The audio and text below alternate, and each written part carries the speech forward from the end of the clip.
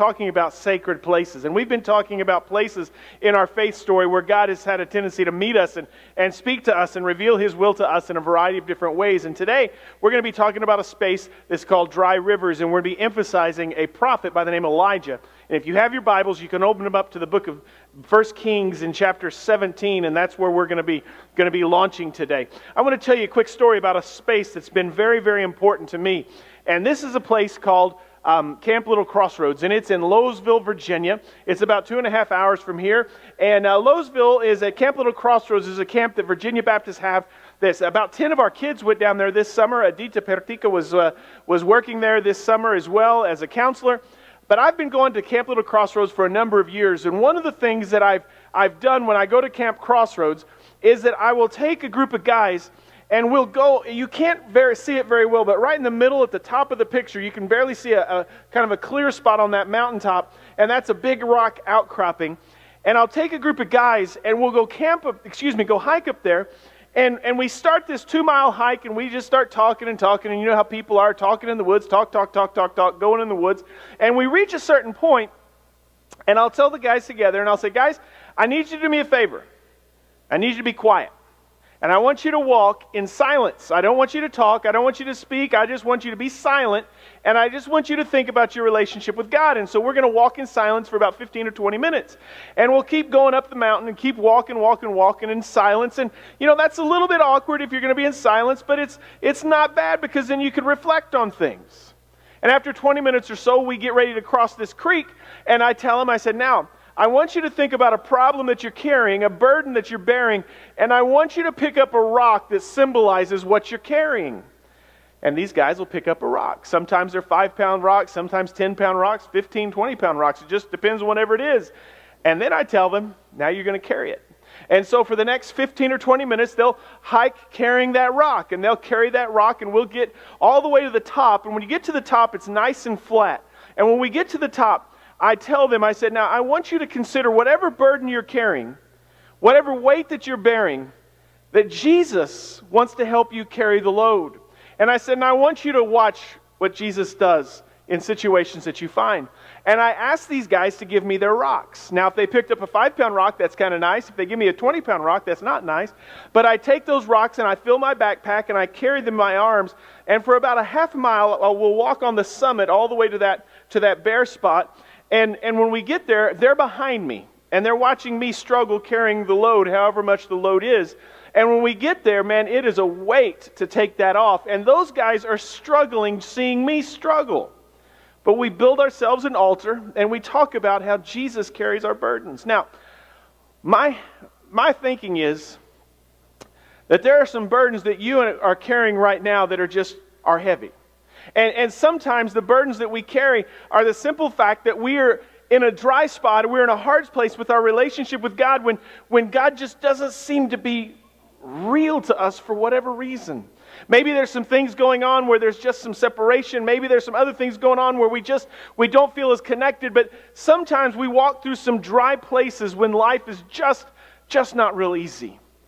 When we deal with this text, and I say in 1 Kings chapter 17, we're looking at a situation where there are two nations that we're focused on. There's the southern kingdom of Judah, and then there's the northern kingdom of Israel.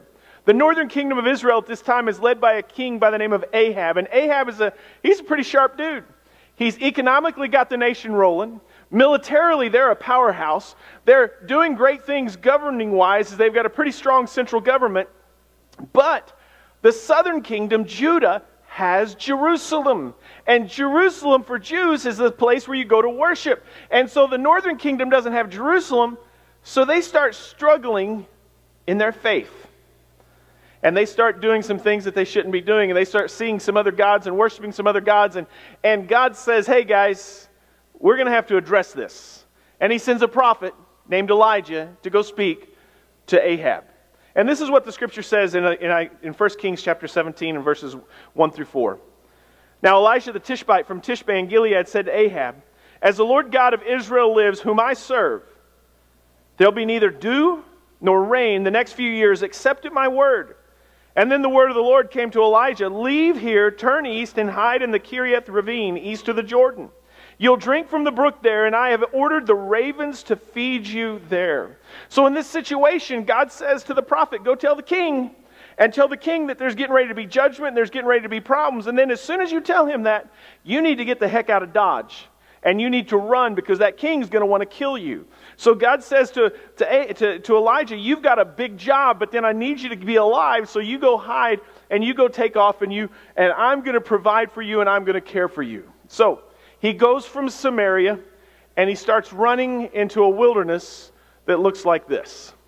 And he starts taking off and he goes out and he stays in this ravine and he stays in this area. And God does miraculous provision. God has provided the water and God provides the food and through the ravens and other things. And when God takes him to that desolate, hard place, he doesn't leave him there. He does some training and he does some preparation. And that's the kind of thing that's going on. Now, not very far from where Elijah went in the Kerioth Ravine, there is this monastery. Now, this is called St. George's Monastery, and you can see it hanging off of that mountain. And that monastery has been in existence for almost 1,700 years. Monks have been going there to pray, and they've been going there to focus on God's Word, and they've been going there to live a life of meditation and contemplation. And I guess that's a really good thing. But I want you to understand something. God never takes you to places like this and expects you to stay there. He never takes you to places where you're going to grow and learn and develop and just stay in that place. Jesus gave us what's called the Great Commission, that we're supposed to go. Jesus gave us the Great Commandment that we're supposed to love our neighbor and we're supposed to care for our neighbor, engage with our neighbor.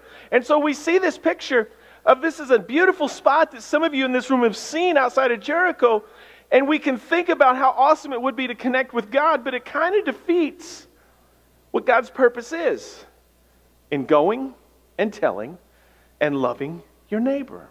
And so we see this picture of where they go and they grow, but we have to remember, God takes us into some hard places to train us and equip us and to help us grow in our faith and our understanding. He doesn't just take us there so that we can learn and we can understand things. He takes us there so that we can learn and understand things and then go out and change the world. Think about it. When God was training and equipping Abraham, He did it through leaving his home and making his way over to the Promised Land. And He taught him in that wilderness journey. When He was training Moses, He trained him in the wilderness of Midian. When He was training the Apostle Paul for 3 years, he was in the Arabian desert. God sometimes takes us to hard places that just don't seem to make sense to teach us some things. One commentator said it this way. And I want you to remember this. If you've got a pen, write this down, because you're going to go through a hard place. You're going to go through a dry desert. You're going to go through a season of life when it just stinks and you can't figure out what's going on. And the reality is, when God's got you in those places, He's got you there for a reason. One of the things we learn is that when we go to these desert spots, we're going there so we can actually start comprehending the truth of what God's trying to say to us, to get into our heart and our soul and our mind what God's really trying to say. And as we start comprehending it, then our lives start conforming to it, and we start changing some areas and changing some attitudes and changing some behaviors as we allow the Spirit to start conforming and shaping and moving us. And then ultimately, when we get to these places and God has helped us to understand it and God's helped us to shape our lives around it, then we've got the business to start telling it and be sharing the story and getting engaged in that story and whatever that story might be. Elijah goes into that ravine and he goes there for a season, and when that drought continues and the water runs up, God has another message. And He says, I need you to get out of there. I need you to take off from there, and I need you to go to another spot. I'm going to read in 1 Kings chapter 17. And Joan, if you could follow along with me and keep me going through this. I'm going to read from chapter 17, verse 7, all the way to verse 16. Sometime later, the brook dried up because there had been no rain in the land. And then the word of the Lord came to him. Go at once to Zarephath in Sidon. Stay there. I've commanded a widow in that place to supply you with food. So he went to Zarephath, and when he came to the town gate, a widow was there gathering sticks, and he called her and he asked, would you bring me a little water in a jar so I might have a drink? And as she was going to get it, he called again, and bring me please a piece of bread. As surely as the Lord your God lives, she replied, I don't have any bread and only a handful of flour in a jar and a little oil in a jug. I'm gathering a few sticks to take home and make a meal for myself and my son so that we can eat it and we can die." And Elijah said to her, "Don't be afraid. Go home and do as I've said, but first make me a small cake of bread from what you have and bring it to me, and then make something for yourself and your son." And she went away and she did as Elijah had told her. And there was food in the house every day for Elijah and for the woman and her family, for the jar of flour was not used up, and the jug of oil did not run dry, in keeping with the word of the Lord spoken by Elijah. When God called him out of that ravine, He sent him to a very specific place, to a very specific person. And that woman and her family, they were still suffering the effects of that drought. They were still suffering the effects of what was taking place. And he goes to this woman and he asks this hungry woman, this desperate person, he said, "Hey, would you get me a jar of water?" Now, if you've been in a drought for 3 years, water is one of the most precious things you have. And then he says, "And by the way, bring me a little bit of bread because I'm hungry." Now, when you first read this, in my mind, I'm thinking, dude, that's kind of rude. This family's hungry, this family's thirsty, and you're asking them to give the very least, the very ends of what they have. But what he's doing in this situation, he's providing a test, and he's providing an opportunity for this individual to take a step of faith because she's in a dire situation. She's got nothing to give. She's got nothing to spare. And yet the man of God, the prophet, says, "Hey, can you step up and step out in this capacity?" And it's kind of huge because she does, and she does it. And God provides the miracle. I was a pastor in Central Virginia, and on one Monday morning or Tuesday morning, I don't remember what day of the week it was, a lady walked by my office, and she was going to the secretary. And when she walked by the secretary's office, she just raised her head, waved at me, and went into the secretary, and then she walked out, and that was that. I didn't know who she was. I'd never seen her, and so I got up and I asked the secretary, I said, "Who was that lady that just came in here?" And she said, "Oh, that's Doris Garby. She comes by at the first of every month to drop off her tithe." I said, "Why does she do that?" And she said, "Well, she's been a member of this church for a long time." I said, "Well, I've been here. I've never met her. I don't know who she is." He said, "Well," she told me, she said, "Well, her husband has Alzheimer's, so she can't leave her husband. And her son was in a car wreck, and he's a paraplegic, so she can't leave her son. And she's deaf, so she can't hear you." And I'm thinking to myself, then what in the world is she doing bringing her tithe to our church? And so I went by the house to see her, and it was very hard to communicate because, John, I can't communicate in sign, and I couldn't yell loud enough for her to understand me. It's just a challenge for her to read my lips. And I listened to this woman talk about her faith and how important her faith was in loving her husband and loving her son. And she said, "I can't be a part of my church, but I can be supportive and financially supportive of my church." And I was stunned by that kind of faithfulness. Her husband died. I did his funeral. She died. I went back to do her funeral. And I don't think this woman ever darkened the doors of our church. Ever. Not in the whole time that I was there. But man, she was a huge part of it.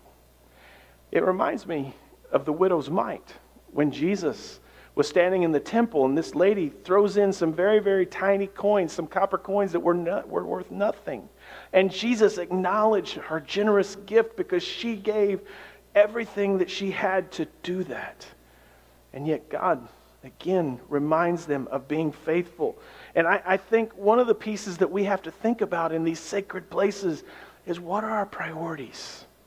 What are our priorities? When we think about giving God the first fruit of our lives, that means giving God the very first part of our income, whether that's the tithe or our offering, and then we give to ourselves second in terms of our savings. Then we address our bills and we address the other things that go along. Part of understanding the dry spots of life is sometimes recognizing that we sometimes get ourselves into some difficult places because of some behaviors that we've been engaged or some things that we've done. Sometimes we feel that God is distant, and it might be because we are not responding to Him in the way that we should. Sometimes our spirit might go flat, and maybe that's a time that we need to think about being generous. Generous with our time, generous with our talent, and generous with our treasure. I received an email this week from a member of our church, and she was talking to me about a struggle that she'd been going through, and she told me the way that she got out of it. And I was kind of curious to see what she did to get out of it.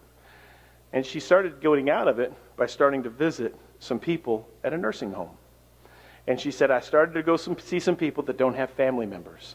And they started going and spending time and spending some energy with them.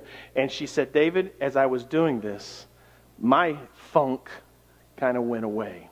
I don't know what it might mean for you to address this, but I know this. This is what David said. I was young and yet now I am old, yet I've never seen the righteous forsaken or their children begging for bread. They are always generous, they lend freely, and their children are blessed. When we consider what we are learning from Elijah and we're learning about this story, I want you to gather just a couple of quick things about Elijah. And the first one is this. There's a cost for being obedient. There's a cost. When Elijah heard God say, go talk to Ahab, he went to tell Ahab what was getting ready to happen. And then God said, you need to get out of there quick because he's going to want to kill you. So there's a cost to following Christ and a cost to being obedient to what he has to say. Brian, you've got a baseball for me. You can throw it to me. I'll catch it. Thank you. I like baseball. I've got a lot of baseballs in my office. If you come to my office, you'll see a baseball that's autographed by Lou Brock. If you know the St. Louis Cardinals, he's a great baseball player. If you know Enos Slaughter or Red Shandy, he's got him autographed by the Cardinals. I have every Cardinal that was on the 1985 World Series, and there's some Kansas City Royal fans in here, and so you know who won that series. It wasn't the Cardinals. But this is probably my favorite baseball. It's autographed by a fellow named Alejandro Arabi. Alejandro Arabi he defected from Cuba and got picked up by the New York Yankees. It was in the Yankees farm system back in the mid-90s. And he had an incredible future pitching for the Yankees. Now what he could have done, who knows? But he understood God's call was calling him to go home to Cuba and be a pastor. And he went from the pinnacle. If you know anything about Cuba at all, you know they love baseball. He went from the Yankees organization. Hello. He went from the Yankees organization to going back and going to a seminary. Now in Cuba, whatever you do at that season of life, you made $15 a month. That's all you made. This guy walked away from a potential incredibly lucrative contract with the Major League Baseball organization to go be a pastor making $15 a month. He autographed this baseball for me. He autographed it on March 18th in 2001, 17 years ago. And this is sad with a lot of pride in my office. Because that dude, he understands that obedience, sometimes it costs you. I don't know what it's going to cost you. I know what it's cost me. But sometimes being found faithful, there's a price. There's a second thing. That discipleship process, it doesn't end. It goes on and on and on. We continue to grow. This discipleship process, we're asked to be found faithful in the little things, and we grow, and as we understand this, we understand that God is going to meet us in all of our needs, whatever our needs might be. When we think about what Elijah had to say and what went on with Elijah's story, Elijah went through some dark spots. This is a famous painting of Elijah's encounter by Washington Allston in 1818. Elijah faced some hard days, some dark days. Life was not easy. And Elijah didn't stay there. God had a profound revelation for him in that moment, and I would say this to you as well. When you're in a dark spot, don't stop looking for God. When you're in a dark spot, wait to hear His voice. When you're in a difficult space, take time to listen. How do you listen? Well, you listen in His Word, you listen in a place of worship, you listen through some of the music that's going on, and when you hear it, you ultimately respond. Take a step of faith.